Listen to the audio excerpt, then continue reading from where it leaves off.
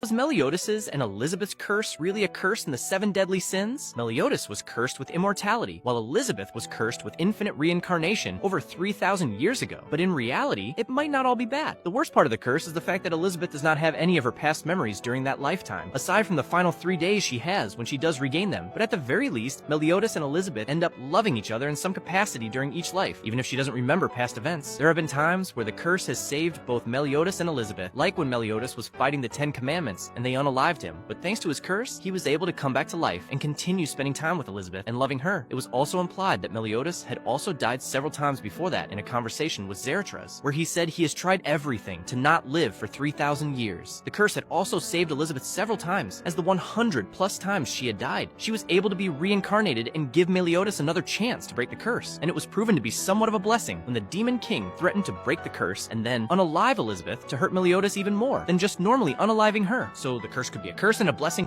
Did you know that an Alia sometimes hides her feelings in Russian? The reason why Kuzey became so lazy is because of his mom. As a kid, Kuzey used to be a very hard worker, constantly studying and practicing the piano. However, when he is shown as a high schooler, he has a bad reputation around the school for being a slacker, constantly forgetting his notebook and falling asleep in class. The reason for Kuzey's drastic change was actually because of his mom. Kuzey's reason for working so hard all the time when he was a kid was to impress his mom and earn her approval. However, one day when he was practicing the piano, his mom walked in on him and yelled at him to stop playing, crushing all of Kuzey's efforts. At that moment, Kuzey became unmotivated to do anything. He said that because of that, he experienced what it felt like for hard work to not pay off, demotivating Kuzey completely. However, Kuzey believes he uses that experience as an excuse for being a slacker, and that he is just that type of person at his core.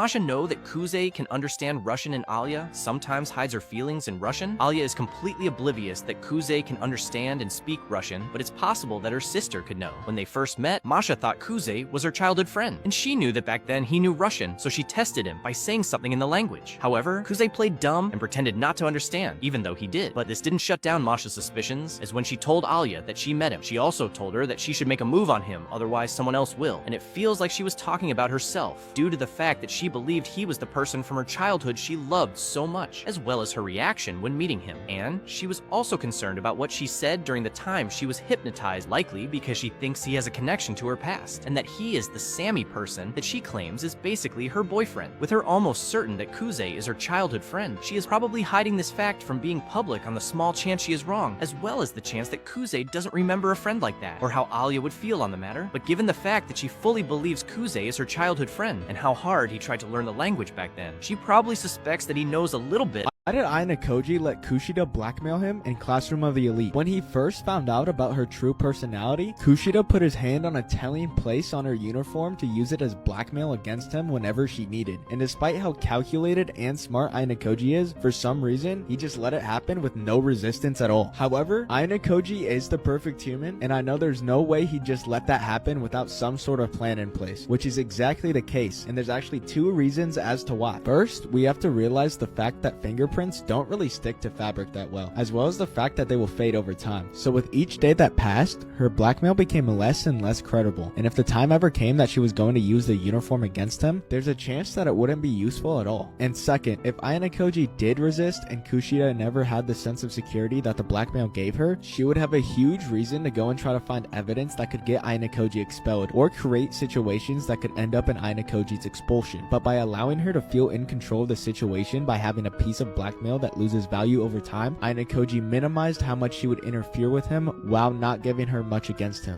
Is Arisu in love with Ainakoji in Classroom of the Elite? She's been interested in him ever since she saw him in the White Room, but is it love or something even more complex? I think it's kind of a hard question to answer because her whole reason for even challenging Ainakoji in a special exam was to prove her philosophy that geniuses are born and not made. And if she could beat the White Room's masterpiece, she would effectively prove that. So by default, he was already in a special place because he was the only one that could help her get what she wanted, even if it wasn't out of love. However, Arisu is also a person who enjoys situations situation she finds interesting, and every interaction she's had with Ayanokoji she's found interesting and thoroughly enjoyed them. So much so that it got to the point that she couldn't sleep the night she was about to face off against him in the special exam. And even during the exam, her heart was racing from being in the same room as him, and she couldn't help but steal glances at him and feel attracted to him. Afterwards, she even called the special exam her best memory because of the time she got to spend with Ayanokoji and how much he was challenged. So there clearly is an attraction to Ayanokoji, most likely made out of the fact that his genius is able to actually challenge her own and make situations interesting for her in a way nobody else's can. On top of the fact that she now acknowledges and even admires his skills, which shows that he clearly has a special place in her heart.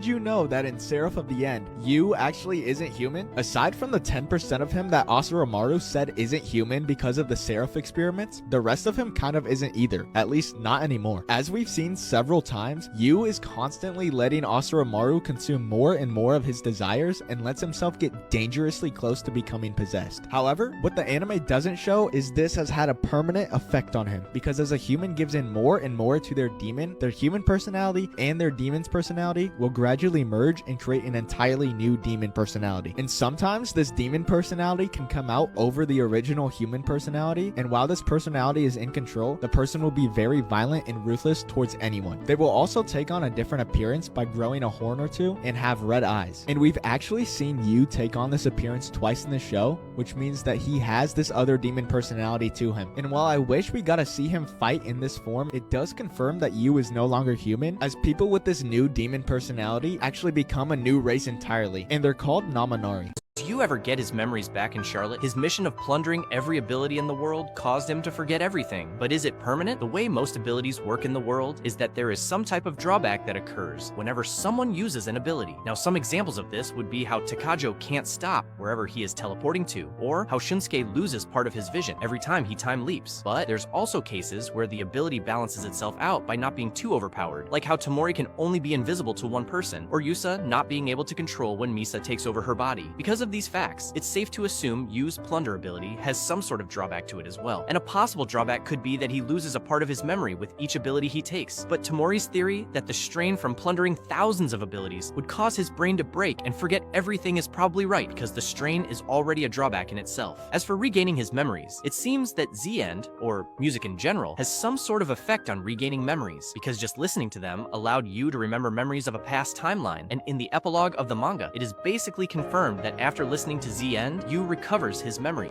Did you know that in Mushoku Tensei, Rudeus was actually afraid to be introduced to Silent Seven Star even before he knew they were Nanahoshi? When Rudeus was asking Sylphie about anybody he could talk to that specialized in summoning magic, she mentioned that she could introduce him to Silent Seven Star. However, as soon as Rudeus heard the name, he was afraid to meet her. The reason for this was because of everything he heard that Silent Seven Star had done for the university, such as making students wear uniforms, improving the school food menus, introducing blackboards in classrooms, and more. All of those changes made Rudeus suspect that Silent Seven Star was, like him, from Japan. Because of this, he feared that when the two of them would meet, she would figure out about their shared connection and would eventually question him, because, unlike her, he hasn't done anything with his knowledge from Japan to benefit his new world, which caused him to fear being judged by her. Do you think his fear was reasonable? What are the strongest abilities in Charlotte that aren't Yu's plunder? There are only a few abilities seen throughout the story, most coming from Yu's mission, but there are 5 abilities outside of plunder that are also extremely overpowered. The first ability is healing. It was seen when a girl completely healed the wound of the guy next to her, right before Yu would plunder the ability from her. The healing power is so strong that it could have even healed Yu's eye, even though the doctor said he would never see out of it again. However, it is unknown if this ability could also be used to heal illnesses. The next ability is telekinesis. It really has no drawbacks, and it is insanely versatile, as it can be used to lift heavy objects, protect someone from falling debris, or even change the direction of something mid-air. Next is foresight, and Yu was first seen using it to track down the user of the explosion ability. It is unknown how far into the future Yu can see, and whether the future he sees is 100% what will happen. The fourth ability is also related to time, and it's Shunsuke's time leap. The power seems to have no limit on how far back the user can travel, as long as it is within the user's lifetime, but it is held back a lot by the fact that it takes away some of the wielder's vision every time it is used. And the last ability is pyrokinesis.